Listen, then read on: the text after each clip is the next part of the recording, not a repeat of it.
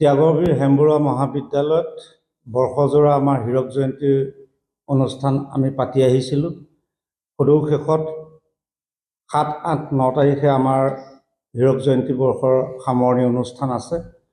তাৰ লগত সংগতি ৰাখি যদিও আমি 3 দিনীয়া বুলি কৈছোঁ 7, 8, 9, আচলতে আমাৰ মাংগলিক অনুষ্ঠান আমাৰ 6 তাৰিখৰ গধূলিৰ পৰাই হ'ব। 7 তাৰিখে যিহেতু আমাৰ ভাওনা উৎসৱ আছে, তাৰ লগত সংগতি ৰাখি আমাৰ জামুগুৰি, চতিয়া জামুগুৰি এইটো ভাওনাৰ কাৰণে বিখ্যাত এটা জেগা, 12 চহৰীয়া ভাওনা য'ত অনুষ্ঠিত হয়। তেনেকুৱা বচা বচা শিল্পীৰে আমাৰ ভাওনা হ'ব আৰু পূৰা আমাৰ যিটো মাংগলিক অনুষ্ঠান হয় গোটেইখিনি নীতি নিয়মেৰে কৰা হ'ব। তাৰ লগত সংগতি ৰাখি 6 তাৰিখে গধূলি আমাৰ গায়ন বায়নৰ জোৰাই আমাৰ এই অনুষ্ঠানটোৰ শুভাৰম্ভ ঘটিব। 7 তাৰিখে পুৱা 60 গৰাকী আয়তী, 60 গৰাকী ঢুলীয়া, খুলীয়া, তালীয়া, 60 জন পতাকা উত্তোলক আৰু আমাৰ মহাবিদ্যালয় আৰু কলেজখনক ভালপোৱা সকলো ৰাইজৰ উপস্থিতিত পানী তোলা কাৰ্যসূচী আছে, প্ৰথম কাৰ্যসূচী। তাৰপিছত পানী তুলি আহি আমি 60 বছৰ যিহেতু গৌৰৱ উজ্জ্বল 60 বছৰ পাৰ হৈছে, আমি পতাকা উত্তোলন 60খন পতাকা উত্তোলন কৰিম। পতাকা উত্তোলনৰ লগে লগে আমাৰ আহিব যে ত্যাগবীৰ হেমবৰুৱা মহাবিদ্যালয়। এই ত্যাগবীৰ হেমবৰুৱা মহাবিদ্যালয় যাৰ নামত উৎসৰ্গিত ত্যাগবীৰ হেমবৰুৱাৰ মূৰ্তিত মাল্য প্ৰদান হ'ব। তাৰ লগে লগে আমাৰ জাতীয় যিসকল শ্বহীদ আছিলে শ্বহীদৰ শ্ৰদ্ধাঞ্জলি অনুষ্ঠান হ'ব। এই শ্ৰদ্ধাঞ্জলি অনুষ্ঠানৰ পিছতে আমাৰ মধ্যাহ্ন ভোজনৰ সময় দিছোঁ আমি। তাৰপিছত আমাৰ যিটো হীৰক জয়ন্তী উপলক্ষে আমি এটা ডিজিটেল আমি কনফাৰেঞ্চ হল প্ৰস্তুত কৰিছিলোঁ, তাক সম্পূৰ্ণ হৈ উঠিছে আৰু প্ৰায় আমি প্ৰায় 5,400 স্কোৱাৰ ফুটৰ আমি এটা হীৰক জয়ন্তী উপলক্ষে বিল্ডিং বনাই আমি সম্পূৰ্ণ কৰি ৰাখিছোঁ। এই উদ্বোধনী অনুষ্ঠানটো তাৰ বিল্ডিঙৰ শুভাৰম্ভ ঘটিব। তাৰ লগে লগে আমাৰ যিসকল সতীৰ্থই কলেজ প্ৰতিষ্ঠা কালৰ পৰা বৰ্তমানলৈকে যিসকল আমাৰ কলেজৰ পৰিয়াল তথা শিক্ষক কৰ্মচাৰী সকলো যিসকল প্ৰয়াত হৈছে তেখেতলোকৰ পৰিয়াল আৰু গোটেইখিনিকে আমি আমন্ত্ৰণ জনাইছোঁ। আমি সম্বৰ্ধনা অনুষ্ঠান এটা আয়োজন কৰিছোঁ। এই সম্বৰ্ধনা অনুষ্ঠানটোতে লগতে সংগতি ৰাখি আমাৰ মহাবিদ্যালয় বিভিন্ন বিভাগৰ বা আমাৰ মহাবিদ্যালয় প্ৰশাসন পৰিষদৰ ফালৰ পৰা কেইবাখনো গ্ৰন্থ উন্মোচন হ'ব আৰু তাৰ পৰৱৰ্তী পৰ্যায়ত আমাৰ সন্ধিয়া প্ৰসংগ হ'ব আৰু ৰাইজৰ 12খন জেগাৰ 12টা খেলৰ উপস্থিতিত আমাৰ মাংগলিক ভাওনা মহোৎসৱ আৰম্ভ হ'ব। এই ভাওনা উৎসৱৰ এতিয়া আমাৰ নদুৱাৰ সমষ্টিৰ বিধায়ক ডাঙৰীয়াই কৰ্ণপৰ্ব নাটৰ দুৰ্যোধনৰ ভাওত অৱতীৰ্ণ হ'ব। আমাৰ এই অনুষ্ঠানটো যেতিয়াই ভাওনা শেষ হ'ব, প্ৰথম দিনৰ কাৰ্যসূচী শেষ হ'ব। দ্বিতীয় দিনৰ কাৰ্যসূচী আছে যে 8:30 বজাৰ পৰা প্ৰাক্তন ছাত্ৰ ছাত্ৰীসকলৰ পঞ্জীয়ন আৰু 10:30 বজাত আমাৰ বিশিষ্ট চিকিৎসক তথা কৌতুক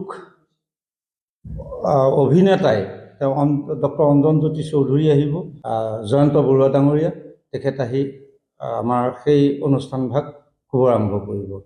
তাৰ লগে লগে মধ্যাহ্ন বিৰতি হ'ব। আহাৰ গ্ৰহণৰ পিছতে আমাৰ প্ৰাক্তন ছাত্ৰ ছাত্ৰীসকলৰ সতীৰ্থ সন্মিলন আৰম্ভ হ'ব। সেই সতীৰ্থ সন্মিলনৰ অন্তত সন্ধিয়া 6 বজাৰ লগে লগে সাংস্কৃতিক অনুষ্ঠান উদ্বোধন হ'ব আৰু এই সাংস্কৃতিক সন্ধিয়া উদ্বোধন কৰিব আমাৰ প্ৰাক্তন ছাত্ৰী তথা বিশিষ্ট অভিনেত্ৰী গায়ত্ৰী মহন্ত ডাঙৰীয়ানীয়ে। তেওঁ উদ্বোধন কৰাৰ লগে লগে আমাৰ পুৰণি সতীৰ্থসকলে আমাৰ সংগীত সন্ধিয়া উন্মোচন কৰিব, আৰম্ভ কৰিব আৰু তাত বিশেষভাৱে আকৰ্ষণ আছে চিচিং ফাক, তেওঁলোকৰ কমেডি অনুষ্ঠান এটা হ'ব আৰু সেই অনুষ্ঠানটো 12 বাজে নে 1 বাজে তেতিয়া আমাৰ ছাত্ৰ ছাত্ৰীৰ ওপৰত নিৰ্ভৰ কৰিব। সেই অনুষ্ঠানটোৰ সামৰণি পৰিব যেতিয়া আমাৰ প্ৰত্যেকজন প্ৰাক্তন সতীৰ্থই তেওঁলোকৰ অনুষ্ঠানটো সামৰিব। 9 তাৰিখে পুৱা আমাৰ বৰ্ণাঢ্য কাৰ্যসূচীৰে আমাৰ শোভাযাত্ৰা আৰম্ভ হ'ব আৰু শোভাযাত্ৰাত আমাৰ লগতে আমি আমাৰ মহাবিদ্যালয়ত 15টা বিভাগ আছে। 15টা বিভাগৰ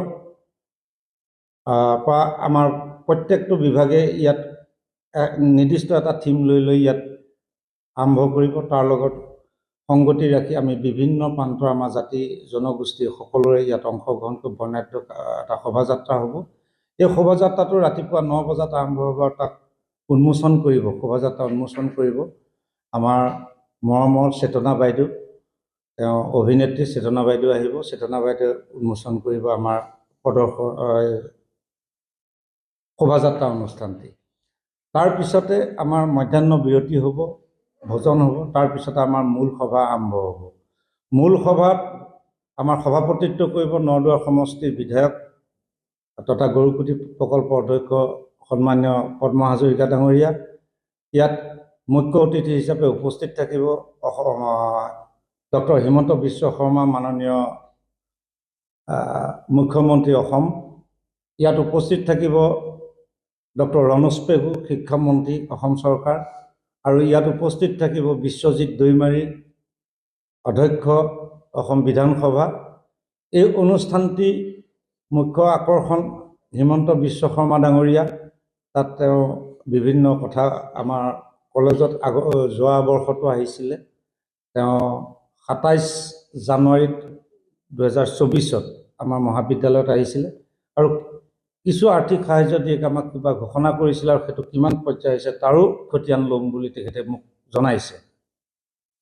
তাৰপিছত সেই অনুষ্ঠান ভাগ শেষত আমাৰ সন্ধিয়া আমাৰ সংগীত সন্ধিয়া অনুষ্ঠান আৰম্ভ হ'ব।